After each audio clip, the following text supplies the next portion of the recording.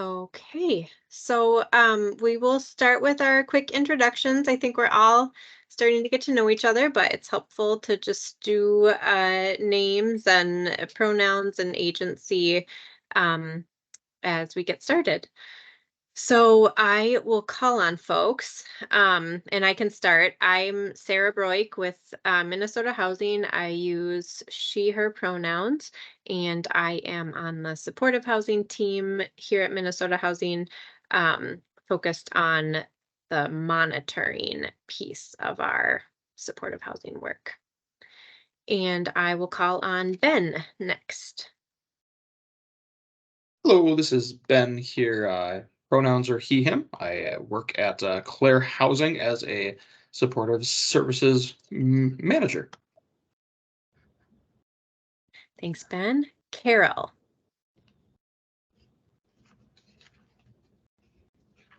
Okay, I just got to turn everything on.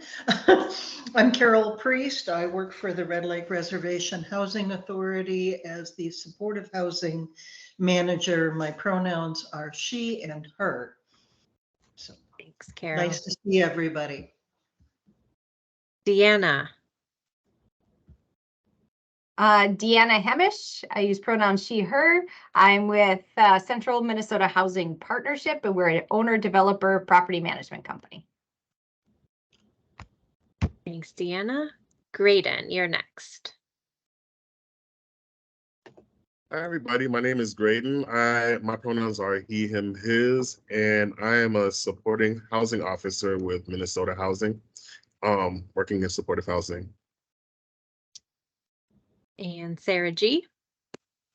Hello, Sarah Gamal, she, her pronouns with Minnesota Housing, also on the supportive housing team, primarily working with projects once they've been selected for capital financing through to lease up if they have supportive housing units. Thanks, Sarah. Carrie. Carrie Holmstrom, pronouns she, her. I am the VP of Operations for Metro Plains Management. And Sarah, I think if you just click on the three little dots next to the thing in your Metro Plains chat, I think you will mute the team. So, or mute any communication. Thank you, Carrie. You're welcome. Appreciate the tech advice. All right, Laura. Hi, I'm Laura Craig. I am one of the directors at Hearth Connection, and I am going to come to Carrie with all my tech needs moving forward. So thank you, Carrie. Thanks, Laura. Linda. Hi, Linda Merkins, she, her pronouns. I'm with Radius Health. I'm the program director of our housing support and housing stabilization program in Hennepin County. Thanks, Linda. Makisha. Hi, my name is Makisha Hall. I'm the Director of Community Services here at Model Cities, and I go by she and her pronouns. Thanks, Makisha. Michelle.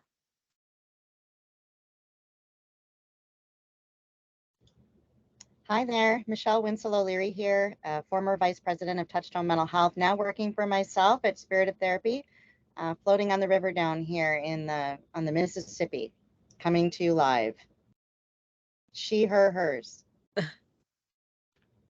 Love it. Thanks, Michelle. And Patty. Hi, everyone. Patty Smith, she, her, hers pronouns, and I'm with Aon as the Director of Service Partnerships. Great. Thanks. I think I got everyone. Just scrolling through the list.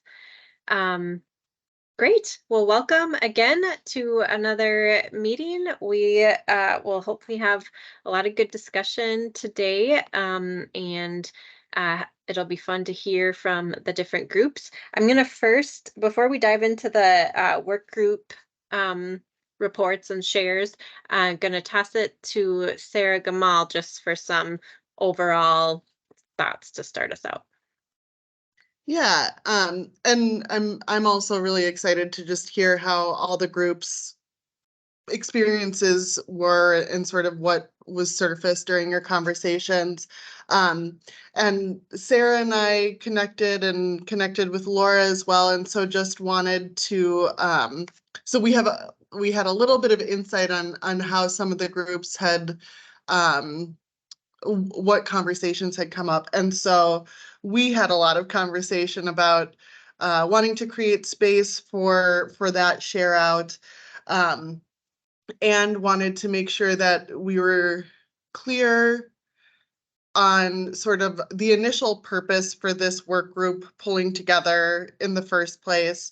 And sort of I wanted to do this like little intro to sort of foreshadow that it's really important to us that the use of our time here is valuable, like practically valuable to you in your work. So we'll, after we do our report outs, we'll have some conversation about sort of what makes the most sense, what's the best use of your time. But yeah, so just as a frame up, reminding us all sort of where we started. So the supportive housing standards that we've sort of broken into pieces and dug into were developed out of the North Star Policy Consulting report, which was really taking a look at like if we're going to eventually figure out how to like finance services and operating alongside capital for supportive housing, there should likely be some sort of standardization or expectations around what that means, what supportive housing encompasses. And so North Star created their report. We then sort of adapted it with a lot of engagement with community providers and just sort of restructured what they had already come up with. And then in those conversations, we felt very aware and received the feedback that these standards are a starting point, and there are a lot of best practices out there and tools and resources that are really useful to operating supportive housing that can't really be contained in these standards. And so we pulled together this work group from a desire to want to sort of create that accompaniment. Like if the standards are to be the supportive housing standards, which are not set in stone, I think that's the other piece that's important and came up in my group a couple times.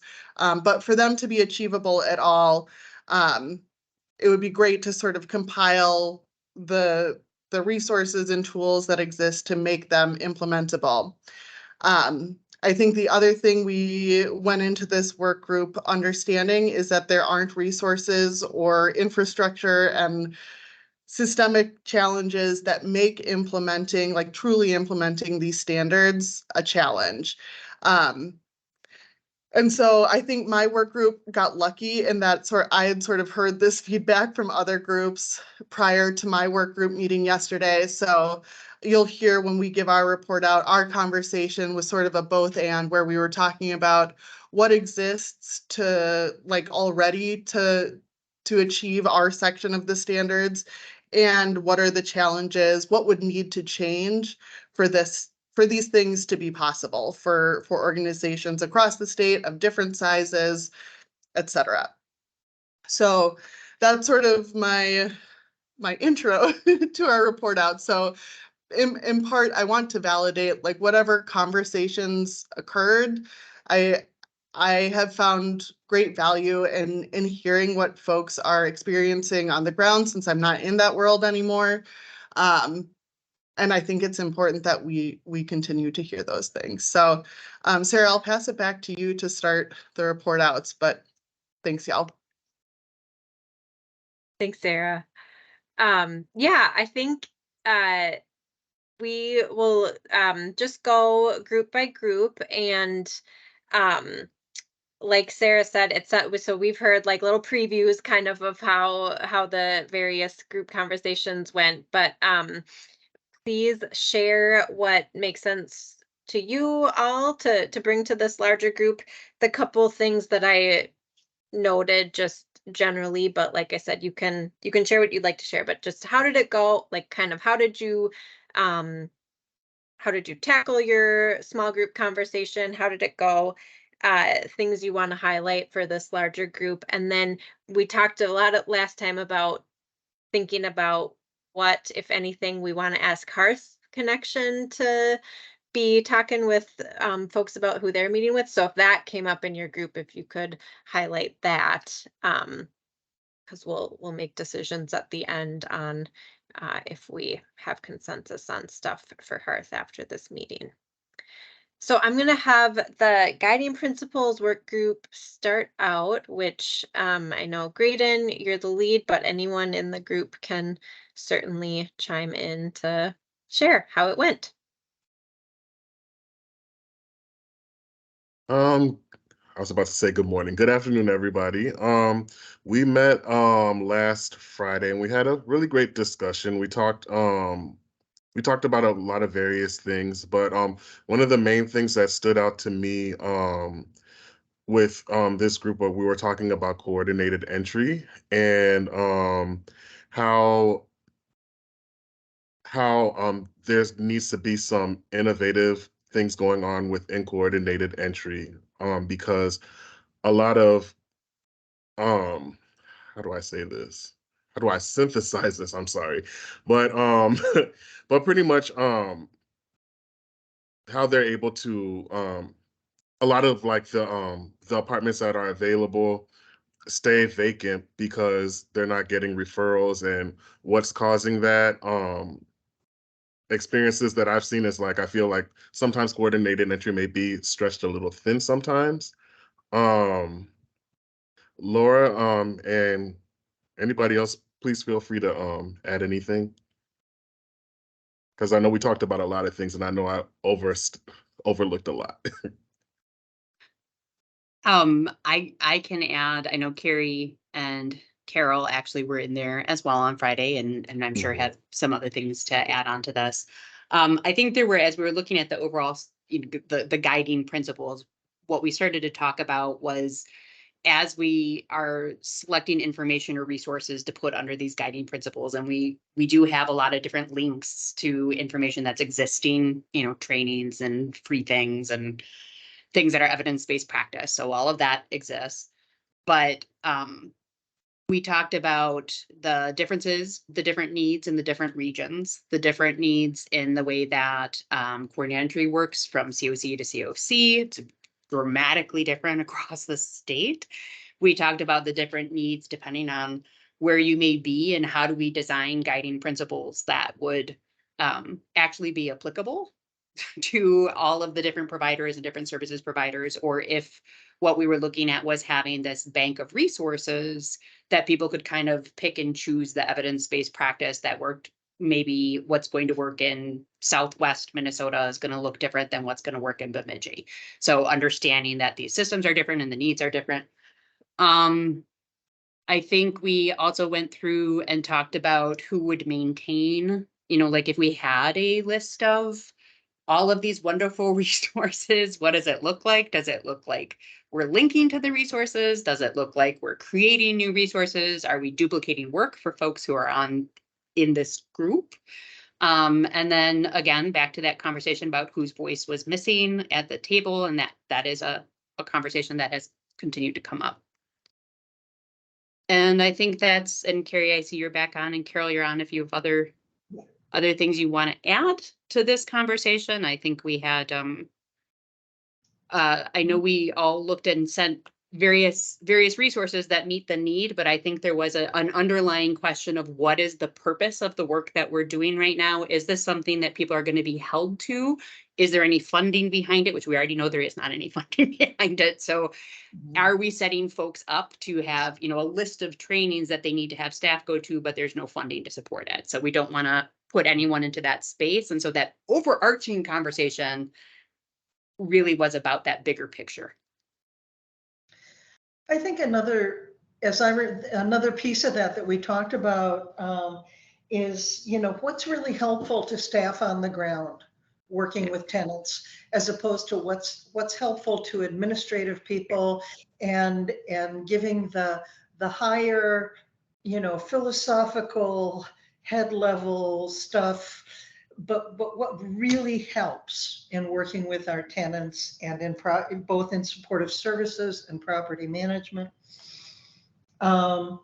We talked about outreach and who's still getting missed and why, and what's necessary to bring those people in to get them access to coordinated entry. It seems, yeah, I'm looking at the guiding principle on participant choice.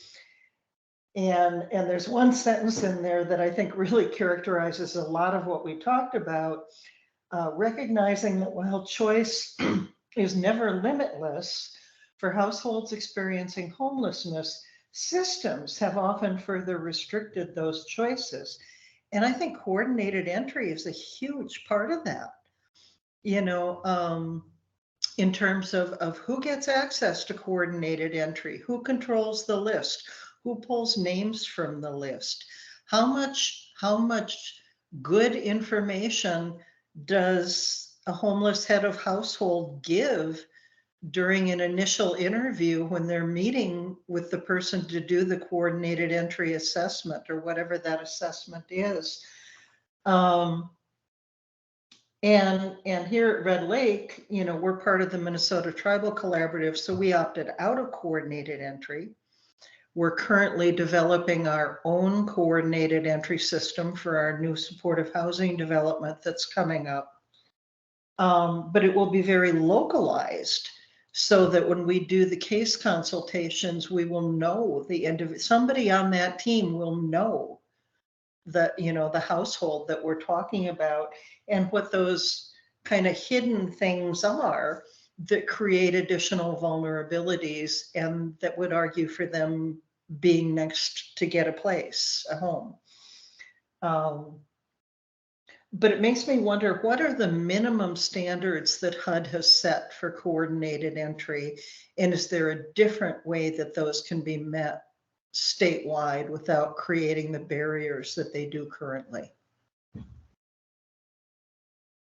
I think it was interesting to bring up, and Laura, I'm sorry I missed a portion of yours. I was dealing with an issue I had to take on, and maybe she already said this, but one of the things that we also identified was the fact that there is constant turnover amongst staffing. I mean, all the way from property management, all the way from develop, all the way down to on-site with service providers. And there is not, I mean, I have plenty of service providers asking me questions about what can we do here? What have you seen work? And of course, there are guiding principles that are already out there that people have put links to, but just having everything in one place. But we also identified in our meetings was what works in Carol's area does not necessarily work in my area. And also we had a large portion of our meeting, and it was just so refreshing because it is an issue, and that is that we talk about participant choice, and coordinated entry does not allow participant choice. And that is just something that really should resonate with all of us. And I have this issue. You know, I talked to them about our lease up that we have in Moorhead right now. We have a whole bunch of people that are in our shelter, and we're struggling with getting the last units filled for our HPH and PWD units. And some of that is because we just took away participant choice by saying, if you come over here with us, you have to use this service provider because that's who the MOU is with. And so, you know, that is something that I think needs to be addressed. I mean, there isn't funding out here. There isn't funding for myself and for the service provider out there that has to call down a list of 40 people and use all of that staff time to do that, there is no front end money out there that they can dip into to pay for that staff time. And if we don't resolve these little teeny issues that are on the front end of all of these problems, we're never going to be able to get to the smaller issues that we've also identified as issues. But that is what when I talk about, when my first thought process is guiding principles, it starts right there. And so I just thought it was such good conversation, such good conversation. So. And also to add with what Carrie was saying about like the staffing, with staff and stuff, like a lot of the staff are, like as she mentioned, stretched thin. I was telling them also, like in that meeting, about like a place that I used to work at before, which was a supportive housing unit. And as a case manager working there, we were stretched thin because I was wearing the hat of being the front desk person, also being the security person. So I wasn't effectively able to provide, I felt like I wasn't able to effectively provide case management services to the young adults that I was working with, because I had so many different hats going on, because there was a staffing shortage, you know. But yeah, what we need to do to address those things, I mean, yeah, money will definitely help. But yeah, what else? Yeah.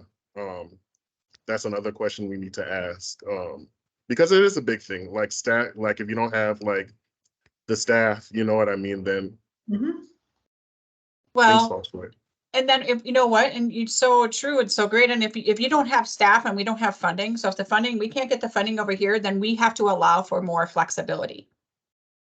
We have to say, if we can't provide you guys with all of the extra funding that's needed in order to run your programs, then we have to allow this flexibility to happen, because we're going to have to be able to pivot and go at any point in time, right? And you can only do that if you provide, or if you allow flexibility. You know, just another thought that's out there as well. And we know that supportive housing works because of the relationships between staff and tenants. And if adequate staff time is not there, supportive housing is not going to be as successful. Agreed.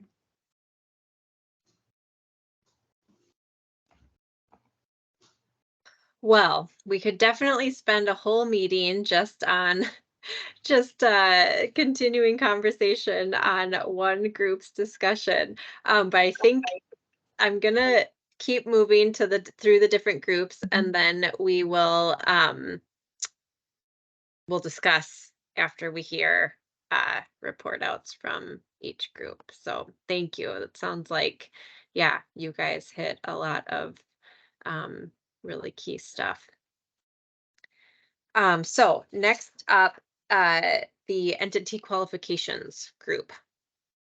Yeah, so that was my crew. So Patty and Makisha chime in at any point. So we had entity qualifications, which is essentially the part of the standards that lists out trainings that should be expected of property management staff and service provider staff and front desk staff at supportive housing sites. And so we had some really good conversations, like really practical conversations around like what do your organizations send folks to? What resources do you use for training? And then just like the realities of trainings not being available on a regular or consistent basis. They're like in person or inaccessible across the state. They're too much money. Staffing capacity doesn't allow for the space and time for staff to attend trainings. And so we spent a lot of our time sort of identifying the challenges that exist to making like the expectation that folks attend these trainings a reality. And so we also touched a little bit on, you know, and this came up when I mentioned this in the work group too, that we had a conversation about some of the trainings that exist on the property management or exist on the service provider list that should maybe also exist on the property management list. And we had a conversation about, it's important that like identifying roles is really important. And so for at least some of the trainings, like there would be a need for property management specific like lens on some of these trainings. We talked about the challenges of implementing, like taking what you learn, like if you're able to get to a training, then taking that training and practically applying it to your work. And just like the structural barriers to making that a reality. Yeah, Makisha, Patty, what else did we talk about? I'm just looking at my notes here. And part of that too is with the accessibility is what you touched on earlier with the turnover. We got constant turnover, so we have to have all of these things available. Even if ideally it's an in-person thing, we still have to have all things available in some kind of a recorded format so we can put it on an online module so that we don't have to continuously go, well, you start today and in 6 months, you're going to get to go to this training. We'd ideally like, it would be nice to have everybody at least introduced to the concepts and the subjects and some of those important things before that, random one somewhere down the road gets offered again. Yeah. Makisha? Right. Oh, One Patty, other quick thing too is the front desk staff, depending on who is managing that front desk staff, is it the service provider, closer to the service provider side of things, or is it closer to the property management side of things? And some of them are external security guards. So I mean, how does that fit in, and how do you change the training to adapt to that? Yeah, no, I think most of what we talked about was covered. I think the only other piece of it was the organization of the trainings. So whether it was communication, whether it was safety, whether it was, just maybe some of the organization of it and where it's going to be organized, like who's going to by tier. So maybe there's a state level of trainings that the state would maybe hold and maybe parcel some of those other trainings out, maybe as a second tier to organizations to be able to hold that space, and have organizations like Mesh take those trainings on, and then maybe it could be more centralized and standardized from that perspective. So those were some of the things that we talked about in our group yesterday.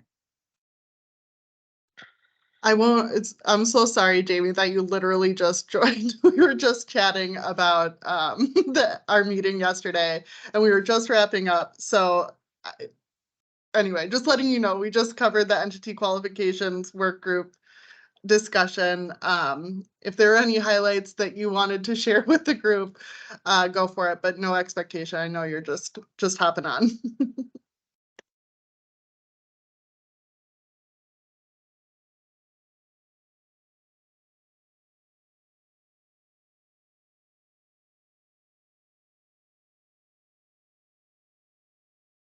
Michelle, I like that a lot.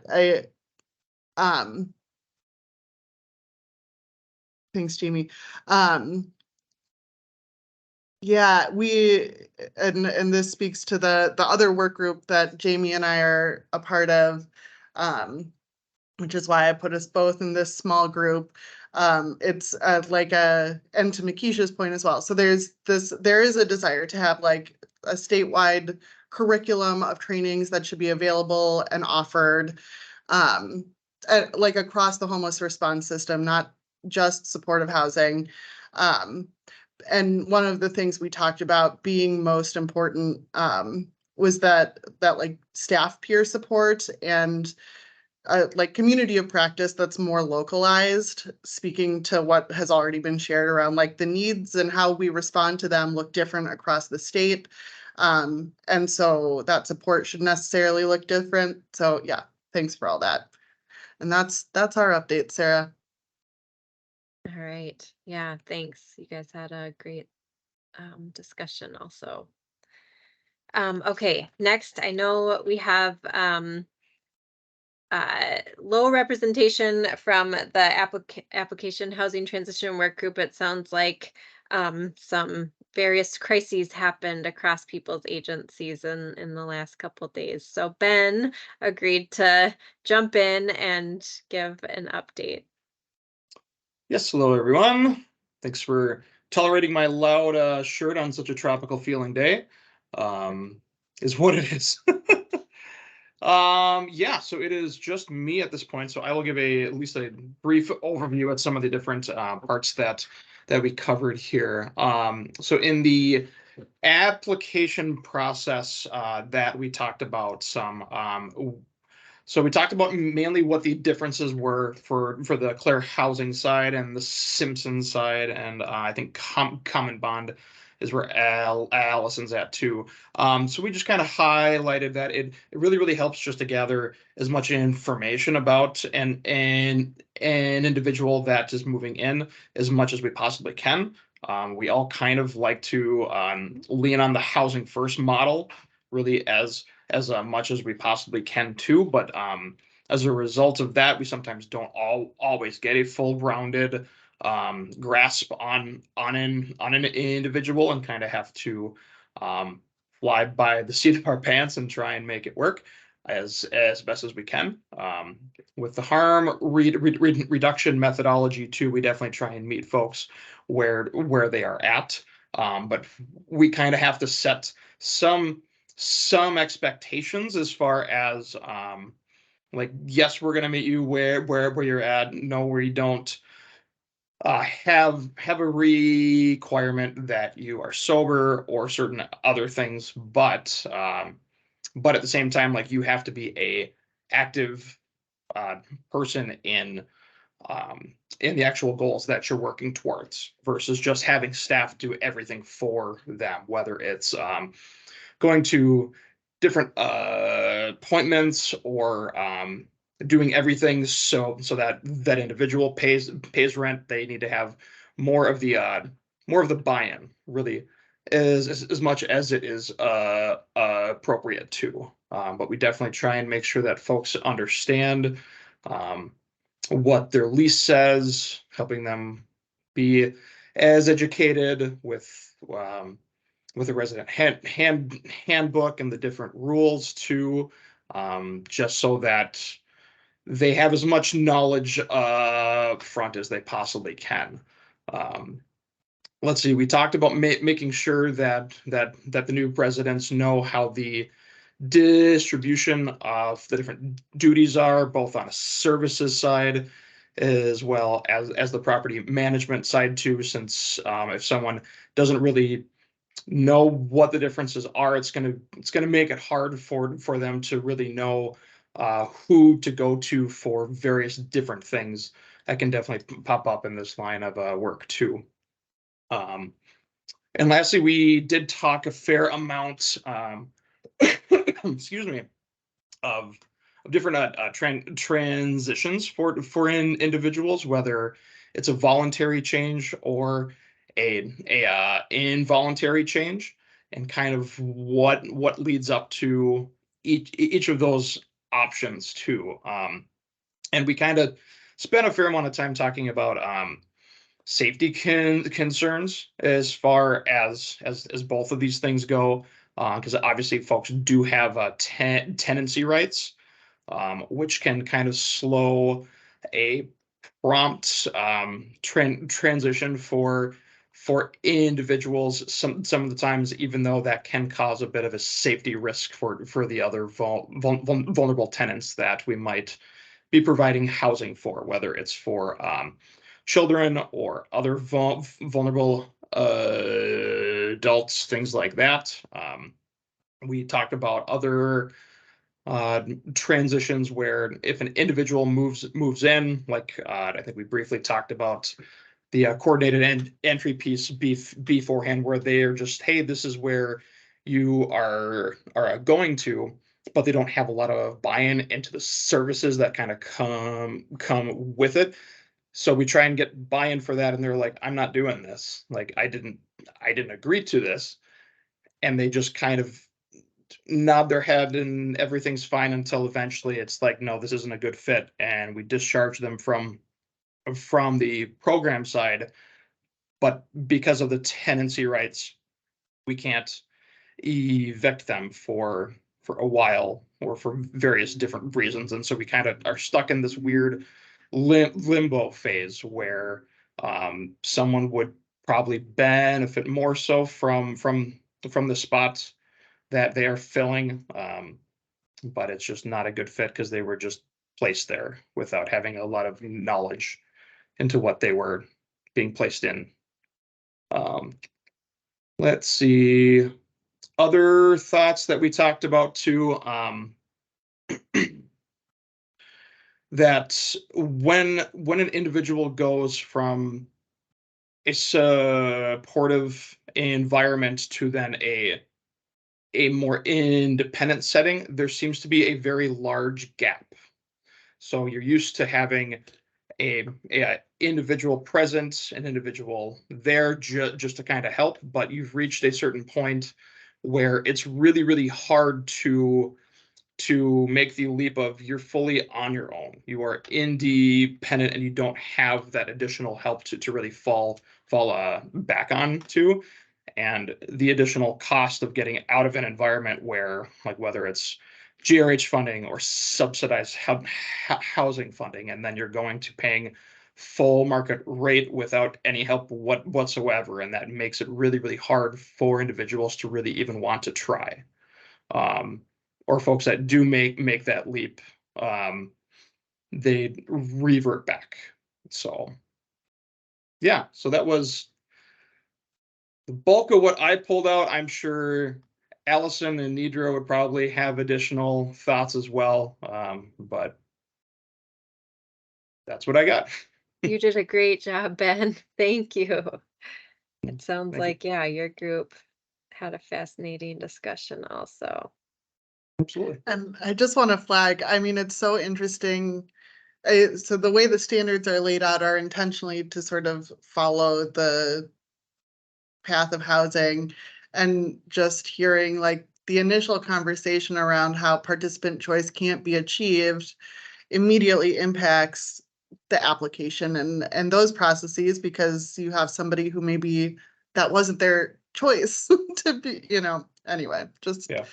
I heard that in that conversation. Right. And I think it's important to bring up, and I really like that you did bring that up, Ben, is that then you get into a unit that's being taken up by somebody that's not using the supports that are there and holding that next person that would have had that as a choice. Yeah. And now it causes this domino effect, right? All the way down. And so appreciate that you brought that up. Yeah. And to kind of briefly cover other parts that were brought up from other groups too, like the staffing issue too is definitely, like, if there's a delay on that end, like I know at one point we had a lengthy delay for multiple applicants here, where there was so much staffing changes going on at Minneapolis public housing that we couldn't get a subsidized unit filled because we didn't know who to talk to. It was like, okay, well, we sent in the application. Is there a problem? Is there not? And they have to come back out and do an inspection and then a follow-up one, and it's just one delay after another, when it's like we're trying to house folks that are in shelters and we're trying to make this work, but we're kind of stuck at multiple legs of this process when we have a unit that just isn't filled. So there's so many layers to it, and there's no easy solutions, unfortunately. And definitely with the different agencies that we all work with, there's no one shoe fits all to a lot of the problems for the different populations that we serve. But I definitely recognize that it would certainly be helpful to have maybe a little bit more help with the financial side, whether it's to pay for more of the services to keep a lot of the folks around who would really make a positive difference in this line of work. Because the capital grant funding, yeah, that's great. That's absolutely a need, but it seems like the funding for the services side of things is not as well funded, and I think a lot of the times that definitely shows. Yeah. Thanks, Ben. Here. Thanks. All right, I'm gonna round us out with starting the report from our tenancy operations work group, and then we'll ask members of that group to chime in. We also, it's been really interesting to hear what all your groups touched on. I think we have threads throughout the conversations we had too in our group. So yeah, we all kind of approached it. We had all made notes from that initial first assignment. So we reviewed each other's notes and kind of started there. And then in our small group time, we took each or started with the different items in our section of the standards and kind of had more detailed conversation on some of those and didn't even get close to through each of the different items. So we kind of tackled just a few in our first hour together. But we had a really good conversation on the roles piece, which has been mentioned a few times, distinguishing how critical that is, and then also the differences between property management and service provider, and making sure that's really clear, but then also how it gets confusing and nuanced potentially from a tenant perspective, or keeping folks centered in like a no wrong door of a frame where a tenant could potentially go to any of the different entities and be directed to the right spot, and how to navigate that. And that was a piece that we called out as, and I don't know that we framed it up in a perfect question, but that would be neat to bring to folks that Hearth is meeting with, asking tenants what would be helpful as far as clarifying roles in supportive housing, and how do you see that being most effective. We There was some really good, our work group is a great mix of folks with services and property management perspective, and so there's some just really good exchange of ideas, and there was some good conversation about a potential orientation period after a person moves in, knowing that those first 60 to 90 days can often be the most difficult when people are moving right out of homelessness.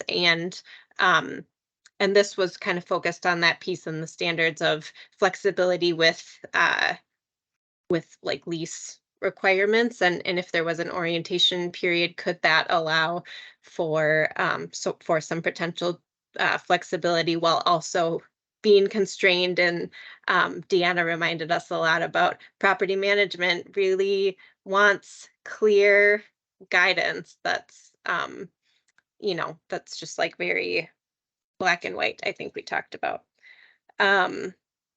We talked about how critical, regular, and consistent points of communication are throughout, the operating supportive housing, with both staff and tenants. So regular communication between the different entities of staff that are on there, but also built-in points where tenants know they're going to be communicated with, and have the opportunity to communicate with staff.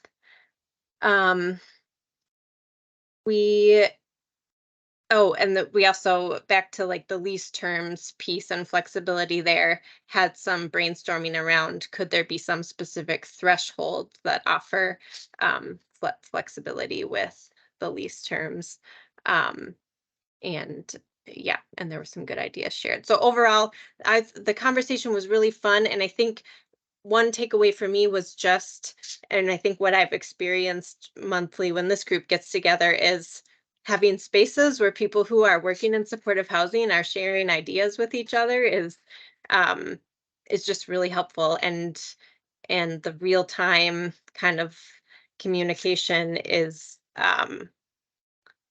just really good. So let me stop there and open it to my other work group members to chime in.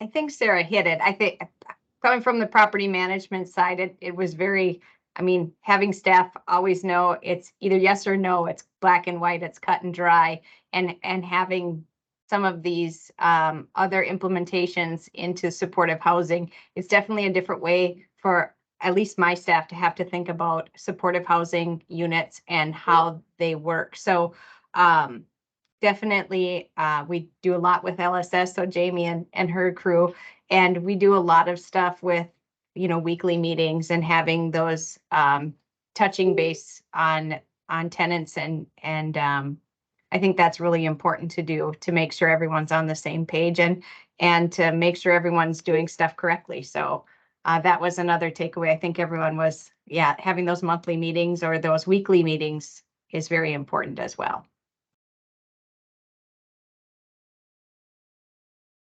And I'll just share a concrete thing that happened at the meeting. We talked in the roles piece.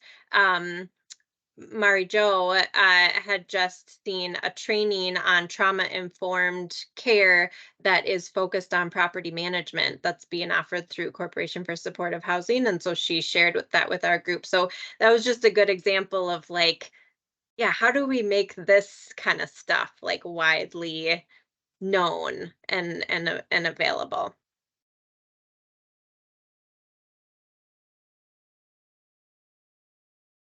Okay. I think we can move into um, continued discussion on everything we just heard.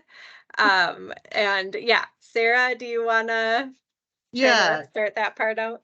yeah, I'll give it a shot. I do want to ask because Michelle's comment made me realize I forgot to share the question that our group sort of came up with for Hearth, which I shared in the chat, but just like, what do folks who live in supportive housing, what do they wish the staff they worked with understood better or were trained in more? I think that would be really, really useful to get that perspective.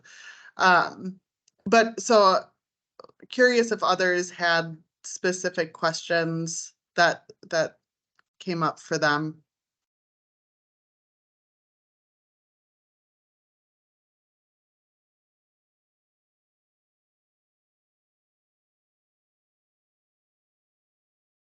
I think for us, I would have to think more about the wording, but what would be most helpful to understand the differences in roles of all the different staff at a supportive housing property?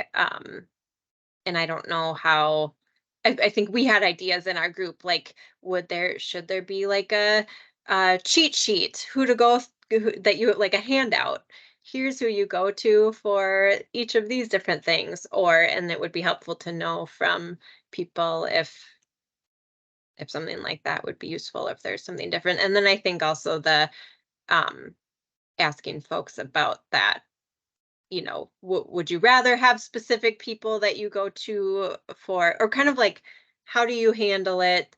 When I think somebody in our group gave an example of like, there maybe isn't trust at it for a moment with the service provider. And so the person would rather talk to the front desk staff about a situation that's going on. And in those cases, it is helpful for front desk staff to be able to, help with those situations. So that's not a very succinct question, but something around the roles piece.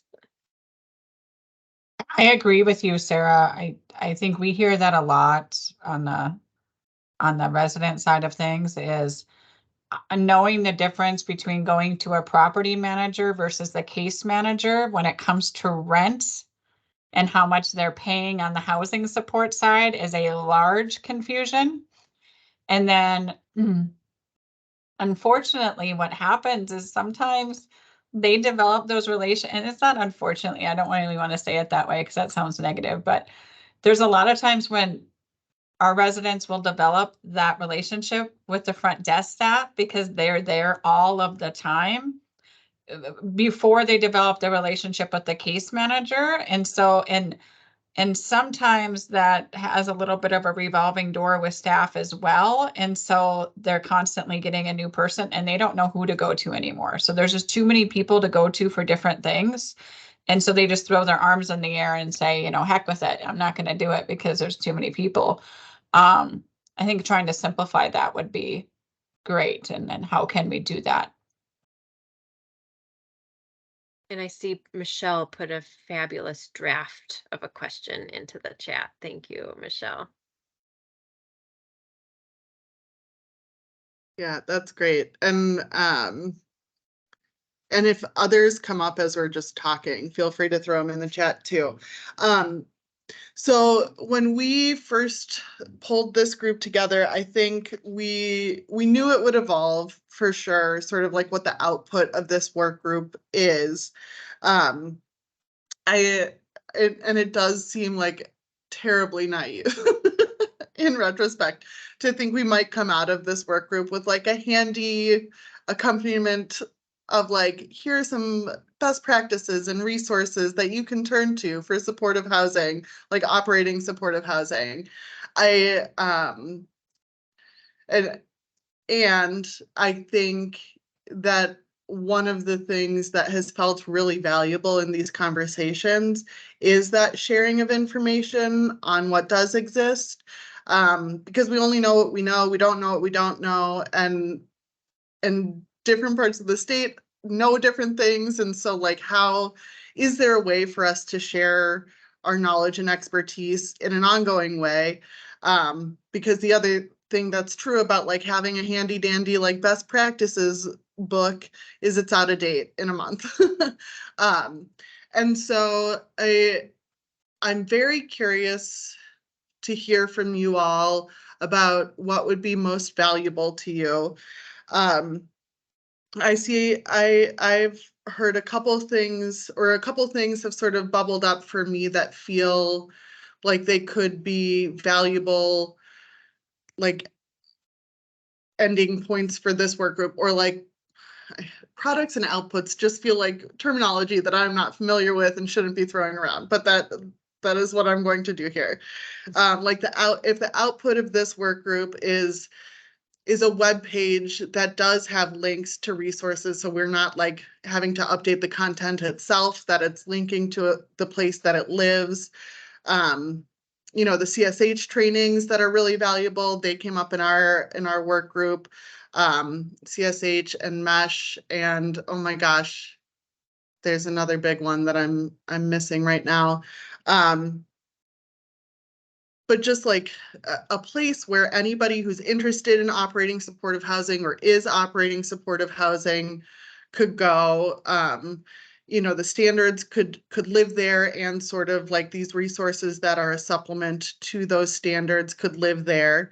But that isn't enough. And so the other piece that comes to mind for me, and that I feel like our work group started to lean into yesterday, was like recommendations, or like what is truly needed to make participant choice a reality, like an implementable standard. And so that's another thing that's coming to mind for me. The other piece that I'm interested in this group's take on is like this community of practice. I don't know what the right terminology is. Minnesota Housing has been hosting like engagement sessions like every quarter or so for the last couple years, typically focused on a particular topic within supportive housing.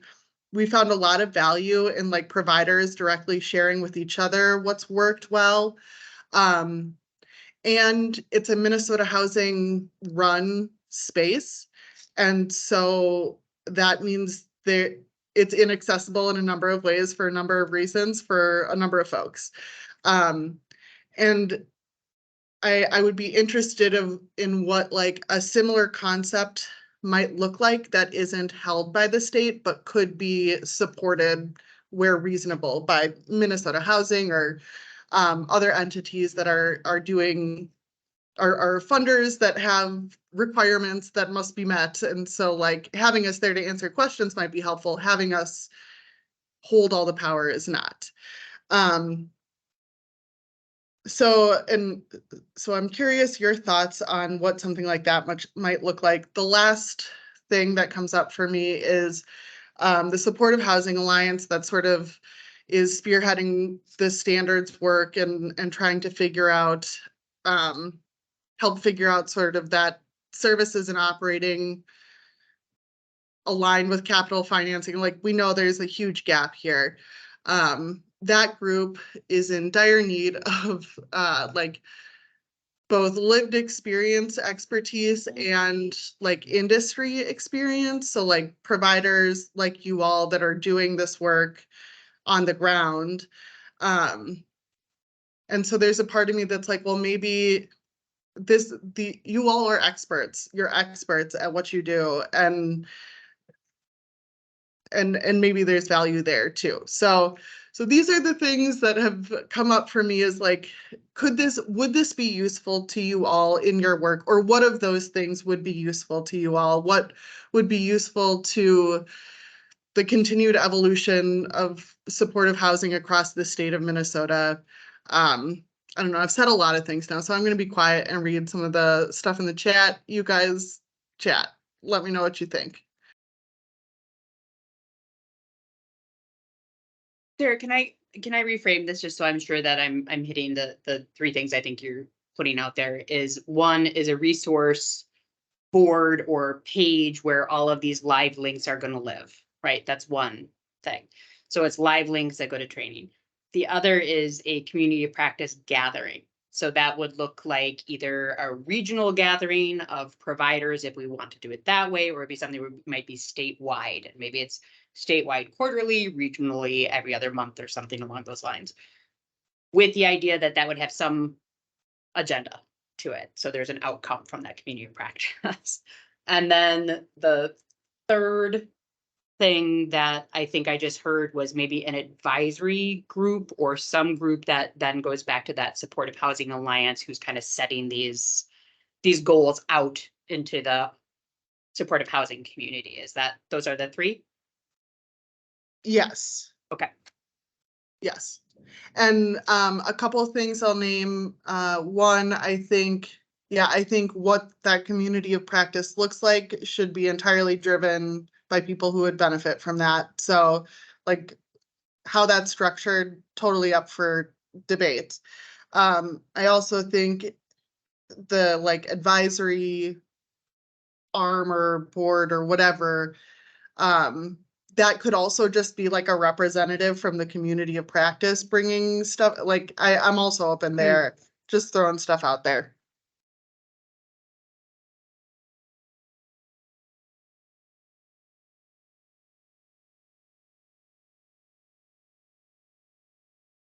I would throw in there, I think there's some of the other feedback is thinking about advocacy work or legislative advocacy work or whatever that needs to look like with that community of practice. That is a space that conversations could be had about driving some of the work that we know is happening. After last year's big funding, we know this year is going to be policy oriented, and some of the feedback we have been getting from folks with lived expertise and also providers across the state, couple ideas of things like the barriers that we have for people with lived expertise to become staff because of the background check requirements, and should there be some changes made there? You know, what does everyone think about that? What are the spaces that we can start to make some movements or come together as a community to say like, yes, we all support that, but it's not just a couple of the larger providers who have the staffing to do this, but it's a space that everyone is welcome to kind of participate in.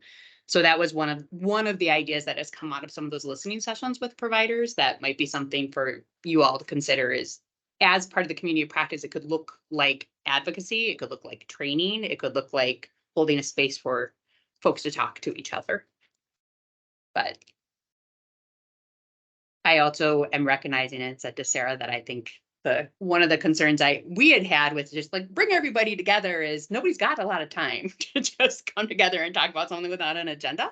So if there is a purpose, if there's an agenda, if there's a reason for it, yes. If there isn't, having a meeting for meeting's sake is the thing that we know nobody really has time for right now.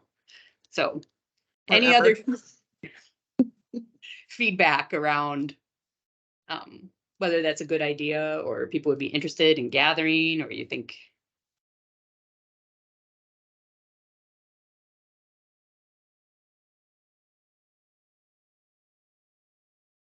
I really like the idea of us coming together, maybe like quarterly or something. Would this be like in addition to or like replacing? I think, don't you have some like open office hour kind of thing?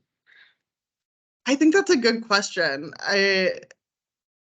Unknown. I think there's particular value in us as a funder holding a space where people that are funded by us can come and have our ear about things that aren't working. And that feels separate from a community of practice. So I think my instinct would be we would probably still keep our office hours. They may be less often or structured differently if this is replacing some of that need. Yeah. Okay. And then I guess my other question is, people were talking especially about coordinated entry, is how much does Minnesota Housing, what's the capability of collaborating or giving feedback to other state or county entities, like coordinated entry, for example?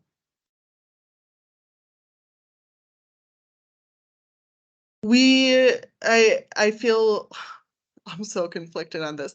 So I both feel like we have more power than we say we do, and it feels like we have no say at all.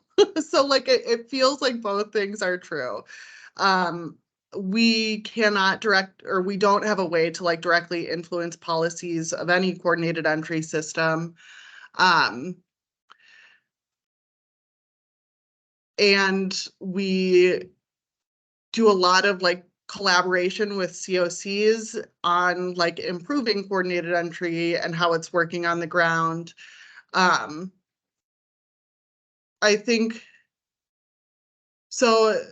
I'll also take this moment to flag that Mitch is having a webinar tomorrow from 1 to 2 to give feedback on the Justice Strategic Plan, which has some language in it around the state getting more invested in improving the system by which folks are quickly connected with housing, which is just like another way of saying the state should be a bigger part of the solution of that work. So join that webinar or just give feedback on the draft strategic plan.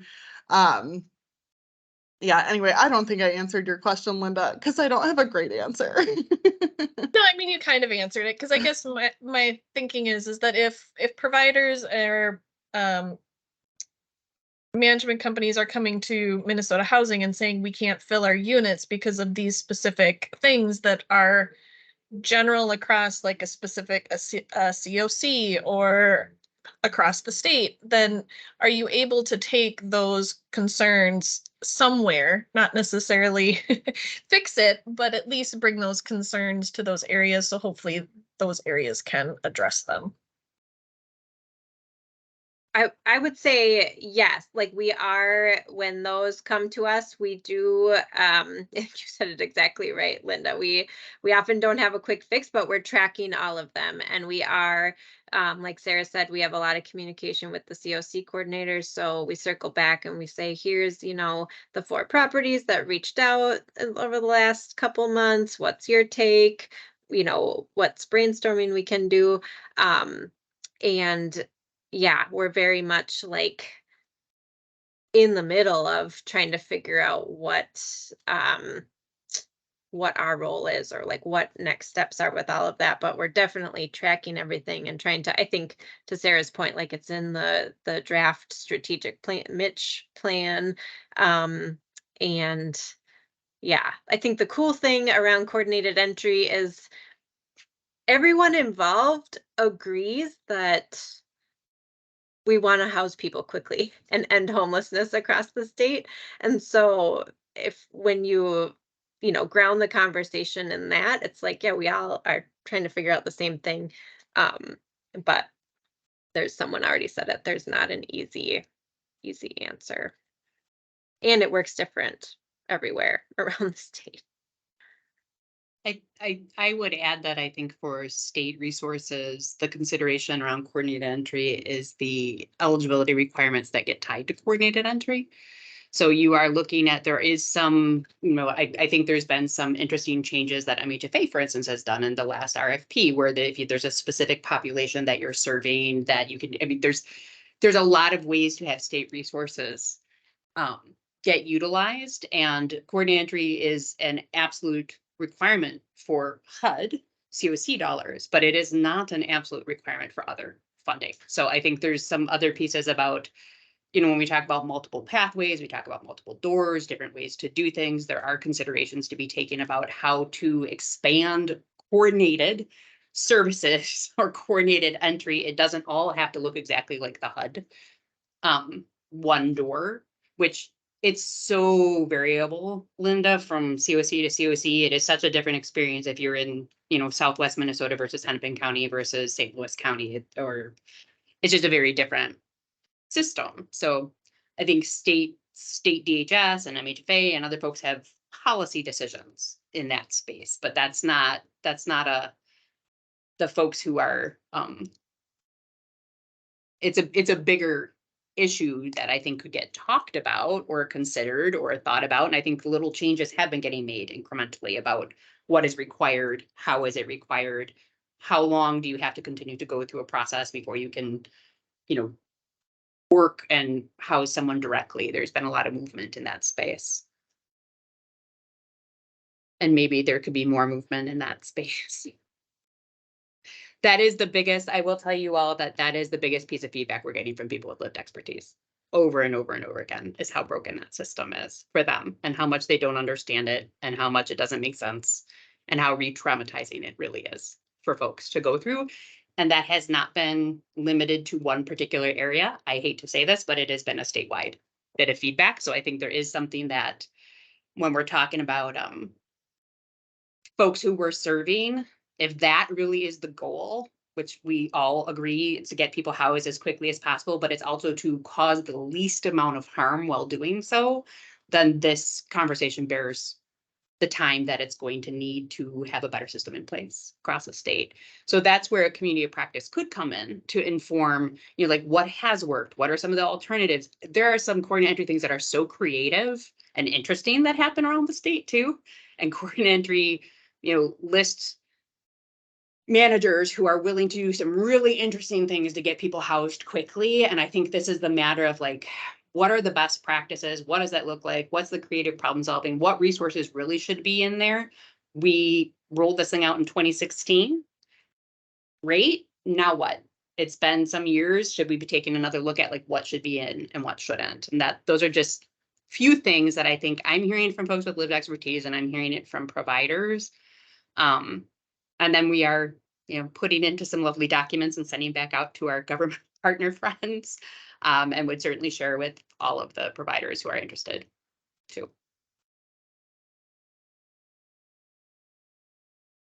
Cool. Yeah, thank you for that, Laura.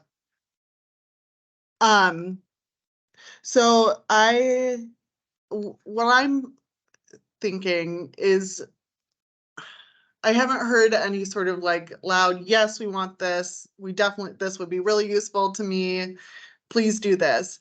I'm inclined, because I know we all love surveys, but to send something brief out of just like, what would the usefulness, like practical usefulness in your job, of the like 3 buckets of ideas that we just threw out there. And then sort of gauge your responses from there, and sort of make a plan ahead.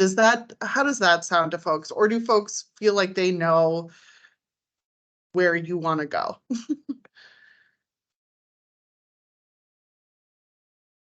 I would be okay with the survey, just so that it gives folks that maybe not even be here at the moment for one reason or another, an opportunity to just add some additional thoughts to it. I think that just would make sense to me. Cool.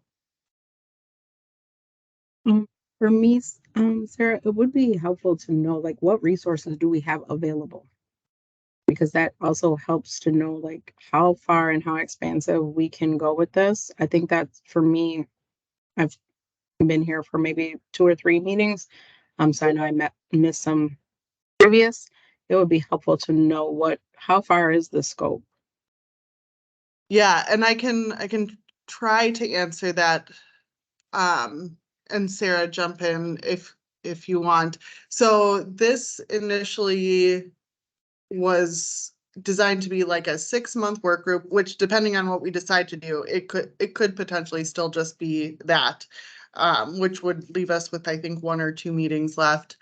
And the purpose was just to build out, all right, we have standards now. How do we make this accessible and implementable for people operating supportive housing? So, and part of that work was knowing that there aren't enough resources to make that a reality. So I think, to be very transparent, there aren't resources tied to this work right now. And that's part of the reason this work group ended up being pulled together, is to figure out how can we,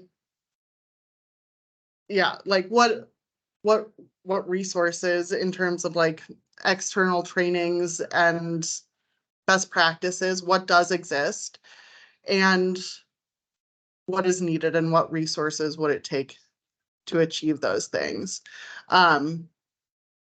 Which is the other sort of next step that I was going, I'll add it as a 4th bucket. I think succinctly naming the things that need to change to make these implementable, both in terms of resource and infrastructure, systemic changes, is important. So I will name that as a potential option for next steps. I guess that's some of the stalling that I'm feeling. Is that we've come up with the things that are necessary and needed, but for small organizations like myself, we just can't sustain Totally. without the financial backing and the resource. So we're looking to bigger organizations like the state to be able to hold the space that we can't hold. We just don't have the capacity to do it ourselves. So we're looking for other entities to be able to hold that capacity where we can't. So we can come and bring the ideas, but we don't have the money, the capacity, the space, the bandwidth. We just don't have it. And so I think we have come to the end of the road of what we can provide. We've given you all the intellectual property we can give you at this point. I think at this point it is the money, and the time and the capacity to be able to do it. So I think that's why it's stalling out. So I also am saying, like, don't send another survey, because I think you got everything that you're going to get out of us. I think now it's either find the money to fund it or find the people to help us, because we can't do anything else further at this point. I think you've come to the end of the road. Heard, Makisha.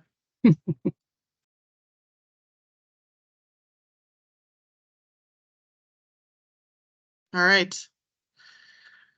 I appreciate the mental energy, the emotional energy, the social energy that you have all expended and given to us. It is invaluable and heard. And so I think with that, I think maybe the next steps are for us to sort of draft up what we heard. We can share it back to the extent that's useful or needed. And maybe take it from there. I think I will still offer ways to stay involved if that's of the capacity of your organization or you as an individual, but no expectations that that is the case.